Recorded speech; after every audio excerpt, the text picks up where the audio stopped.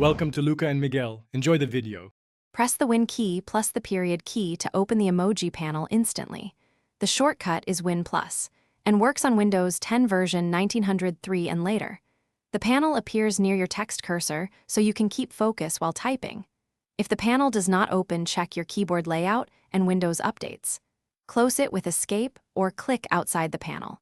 Practice opening the panel several times to build quick muscle memory. With the panel open, you can insert emoji into any text field or document. Use the search box to type keywords like heart or pizza and find emoji quickly. The panel has 3 tabs: Emoji, K-emoji, and Symbols to cover different use cases.